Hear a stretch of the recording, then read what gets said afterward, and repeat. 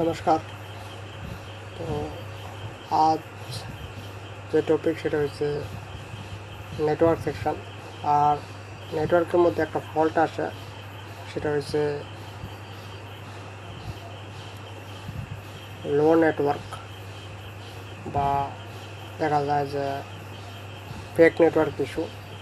তো fake network যে issue আসে ফোনের মধ্যে, এই ফোন কোথা থেকে আসে এবং কীভাবে স্টেপ বাই স্টেপ চেক করা যায়, ফল্ট কীভাবে সলভ করা যায়, এইটা নিয়ে আজকে কথা বলবো।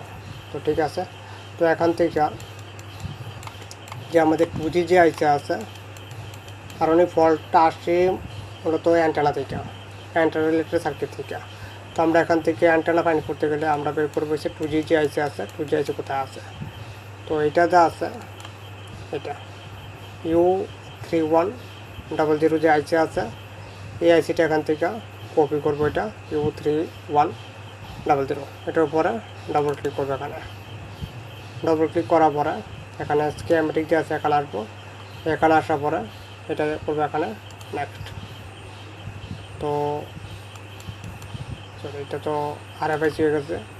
তো এখান থেকে 2G আইসি হচ্ছে উপরেরটা, এটা হচ্ছে 2G আইসি। তো এখান থেকে U3301, এটা এখান থেকে কপি করবো। ডবল ক্লিক করবো তার জন্য। ডবল ক্লিক করার পর এটা কপি হয়েছে। এবার এখানে আসবো আর এখানে করবো নেক্সট হয়ে গেছে 2G আইসি। তো আমাদের স্টার্টিং কোথা থেকে হবে? স্টার্টিং হবে হচ্ছে অ্যান্টেনা থেকে। তো এখান থেকে লিখবো, এখানে যে আছে, এখানে কী লেখা আছে? মেইন অ্যান্টেনা ইন লেখা আছে, মেইন অ্যান্টেনা ইন। তো এটা এখান থেকে কপি করব। কপি করার পরে করবো এখানে নেক্সট করলে এটা একটা আইসি, DPDT আইসি। তো আমাদের টপিক হচ্ছে আজকে ইনকামিং আউটগোয়িং কল, মানে ফেক নেটওয়ার্ক রিলেটেড যে ইস্যু আসে, এই ইস্যু কোথা থেকে আসে। তো আজকে দেখি যে এই ইস্যু যদি আসে কখনো ফোনের মধ্যে, এটা কোথা থেকে আসে। তো এখান থেকে মেইন অ্যান্টেনা এক লেখা আছে ইন, আর এক লেখা আছে মেইন অ্যান্টেনা আউট। তো আউটটা যা আছে এটা এখান থেকে কপি করব। এটা কপি করার পরে এখান থেকে এটা নেক্সট করবো। আর এই যে আইসি আছে, এটা হচ্ছে মেইন DPDT সুইচ। তো এটা নিয়ে একদিন যদি সময় হয় তাহলে এটা নিয়ে ফুল ডিটেলস বলবো যে আইসি কীভাবে কাজ করে। তো এটা পরে দেখবো। তো এখান থেকে যা আছে মেইন অ্যান্টেনা যে আউট লেখা আছে, এটা এখান থেকে কপি করা হয়েছে। কপি করার পরে করবো এখানে নেক্সট করার পরে এখানে একটা সার্কিট করা আছে, অ্যান্টেনার সাথে একটা সার্কিট করা আছে, যেখানে লেখা আছে কি অ্যান্টেনা টেস্ট লেখা আছে। আর এখানে লেখা আছে কি অ্যান্টেনা ম্যাথ লেখা আছে। আর এখানে লেখা আছে কি অ্যান্টেনা টেস্ট। আর এখানে লেখা আছে কি VIO। তো প্রথমে স্টার্টিং হয়েছে এখান থেকে। যদি ফেক নেটওয়ার্ক রিলেটেড ইস্যু আসে তাহলে এখান থেকে স্টার্টিং করবো চেকিং। তো এখান থেকে যে অ্যান্টেনা টেস্ট লেখাটা আছে, এইটা দেখবো যে কোথায় কানেক্টেড আছে। তো এটা জানি যে আমি আমাদের যে সাববোর্ড আছে,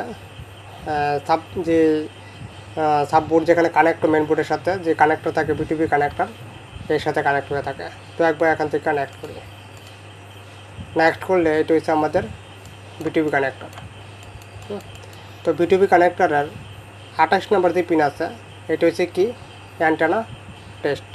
তো এই যে লাইন আছে, আমি যদি B2B কানেক্টর কানেক্ট না করি তাহলে এই লাইনে কি দেখবে? এই লাইনে কিছু রিডিং দেখাবে এখানে, এখানে কোনো রিডিং শো করবে না, থাকবে এখানে। এটার মধ্যে যা আছে রিডিং থাকবে না এখানে কি শো করবে? এখানে শো করবে, এখানে আর শো করবে। বা এখানে কি শো করে দেখা যাবে কি 1000-এর উপরে 2000 এখানে রিডিং শো করবে। আর যখন আমাদের যে সাববোর্ড আছে, সাববোর্ড যখন আমরা এখানে কানেক্ট করব, যখন কানেক্ট করা হবে এবং RF কেবল কানেক্ট থাকতে হবে বোর্ডের সাথে। সাববোর্ড কানেক্ট করলে RF কেবল যখন কানেক্ট থাকবে বোর্ডের মধ্যে, তখন এই যে লাইন আছে 28 নম্বর যে বল আছে, পিন আছে, এই লাইন ফুললি কী হয়ে যাবে? গ্রাউন্ড হবে। কখন? যখন সাববোর্ড কানেক্ট হবে। আচ্ছা, যখন সাববোর্ড কানেক্ট হবে তখনই এটা যাচ্ছে সাববোর্ড কিসের মাধ্যমে কানেক্ট হবে? র্যাবনের মাধ্যমে। যখন কানেক্ট হবে তখন এই যে লাইন আছে অ্যান্টেনা টেস্ট, এই লাইন কী হয়ে যাবে? এটা গ্রাউন্ড হয়ে যাবে। আর এই লাইন যখন গ্রাউন্ড হয়ে যাবে তখন এখানে কী হয়ে যাবে? একটা সার্কিট তৈরি হয়ে যাবে। কী সার্কিট? Divider circuit. তো ডিভাইডার সার্কিট যদি হয়ে যায় তাহলে এখানে কি করছে ভিআইও 1.8 যে ভোল্টেজ আছে এই ভোল্টেজ একটা কয়েল দিয়ে, এখানে একটা কয়েল আছে 68 ন্যানো হেনরি কয়েল দিয়ে এই যে রেজিস্টার আছে এই রেজিস্টার মধ্যে ইনপুট করছে এখানে। আর এই যে রেজিস্টার আছে 10 কিলোমস রেজিস্টার, এই রেজিস্টার আছে কি নেগেটিভের সাথে কানেক্ট হবে। কখন? যখন সাব পিসিবি কানেক্ট করা হবে, কানেক্ট করলে এই যে রেজিস্টার যে পয়েন্ট আছে এখানে এইভাবে গ্রাউন্ড হয়ে যাবে, এখানে এটা গ্রাউন্ড হয়ে যাবে যখন সাববোর্ড কানেক্ট হবে। তাহলে এটা R2 হয়ে যাবে। এটা আমরা ফর্মুলার মধ্যে এটা R2 হবে, আর এটা হবে কি R1, এটা R1 হবে। তো R1 হবে কেন এটা? কারণ এটার মধ্যে কী দেওয়া আছে, ডিভাইডারের মধ্যে যেই রেজিস্টারের উপরে ভোল্টেজ ইন থাকে সেটা R1 রেজিস্টার হয়ে যায় এবং এটা হয়ে যায় R2। তো R1 R2 যদি আমি যে ফর্মুলা যদি ডিভাইড করি তাহলে এখানে যে ভোল্টেজ হবে সেই ভোল্টেজ আমরা পেয়ে যাবো, এবং সেই ভোল্টেজ কোথায় এন্টার হবে সিপির মধ্যে। অ্যান্টেনা ম্যাচ যে লেখা আছে এটা দিয়ে কী করে সিপিইউ আইডেন্টিফাই করে দিয়ে অ্যান্টেনা যা আছে অ্যান্টেনা ঠিক আছে কি না এইটা দিয়ে এখান থেকে চেক করে সিপিইউ। তো এই যে লাইন আছে এইটা, এই লাইনটা ডাইরেক্টলি সিপিইউ যা আছে সিপিইউতে কানেক্ট আছে।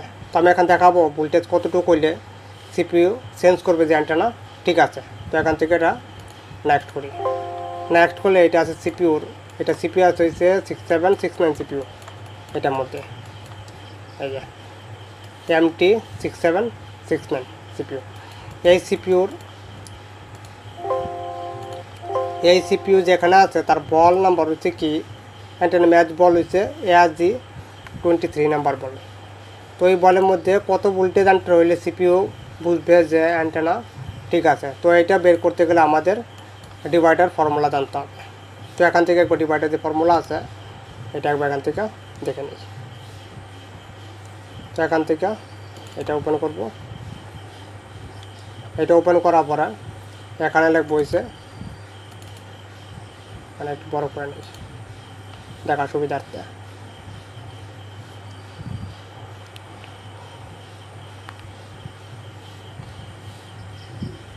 তো এটা একটু বড় করে নিলাম যাতে দেখা যায় স্পষ্ট। তো এখান থেকে এটা লিখবো হয়েছে এখানে R1, তো R1 ইন্টু দিব এখানে ইন্টু R2 লেখার পরে এখানে দেবো কি নিচে একটা দেবো টান দেবো, তারপরে নিচে লিখবো হয়েছে R1 plus R2, R1 plus R2 দেওয়ার পরে আমরা কী বের করবো, আমরা বের করবো হয়েছে এই যে এখানে যে ভোল্টেজ আছে অ্যান্টেনা ম্যাচ ভোল্টেজ, এই ভোল্টেজটা আমরা বের করবো। তো এই লাইনের নাম হয়ে যাবে কি ভি আউট, মানে ভোল্টেজ আউটপুট। এই সার্কিটের ডিভাইডার সার্কিটের আউটপুট ভোল্টেজ লাইন হচ্ছে অ্যান্টেনা ম্যাচ লাইন। তো এটা আমরা বের করবো। তো এটা বের করতে গেলে কী করবো, এখানে লিখবো হচ্ছে ভি আউট, মানে voltage out, VOUT, V out এখানে সমান দিব। সমান দেওয়ার পরে এখানে উপরে লিখবো কি, উপরে লিখবো হচ্ছে বি ইন। যখন আমরা ভোল্টেজ আউটপুট ভোল্টেজ বের করতে যাবো তখন উপরে লিখতে হয় কি বি ইন লিখতে হয়, বি ইন গুণ দেবো এখানে, দেওয়ার পর লিখবো হচ্ছে R2। তারপরে এখানে লিখবো কি, এখানে লিখবো হচ্ছে R1 প্লাস R2। তারপরে এখানে লিখবো এই পাশে ভিন কোনটা, এই সার্কিটের মধ্যে এখন ডিভাইডার সার্কিটের মধ্যে ভিন হয়েছে এটা 1.8। এই সার্কিটের দুই রেজিস্টার দিয়ে এখন সার্কিট বানাইছে একটা, এই সার্কিটে ভোল্টেজ ইনপুট হয়েছে VIO 1.8 ভোল্টেজ। তো এখানে লিখবো হয়েছে কি 1.8 ভোল্টেজ, এখানে 1.8 গুণ দিব এখানে, গুণ R2 কোনটা হবে এখান থেকে, R2 হবে হয়েছে এটা, কারণ এটাই আমাদের যখন সাববোর্ড কানেক্ট করা হচ্ছে মেন বোর্ডের সাথে তখন এই রেজিস্টার যে এই পাশ আছে এই পাশে গ্রাউন্ড হয়ে যাবে। আর ডিভাইডারের মধ্যে যে রেজিস্টার গ্রাউন্ড থাকে এক পাশ এটা R2 রেজিস্টার হয়ে থাকে। তো এটা লিখবো হচ্ছে R2 10K।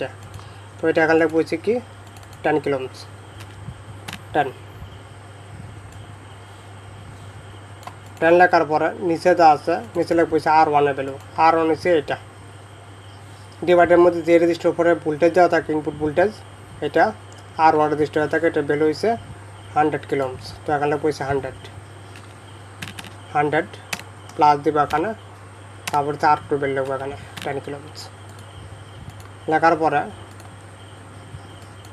এখানে যা আছে এখানে কি করব উপরটা গুণ করব তো দেখি একবার গুণ করে কত আসে তো এখান থেকে যদি এখানে গুণ করি তাহলে আমরা দেখতে পারবো তো এখান থেকে 1.8 গুণ 10 তো 18 আসে অনলি 18 এখানে বলছে 18 নিচে যা আছে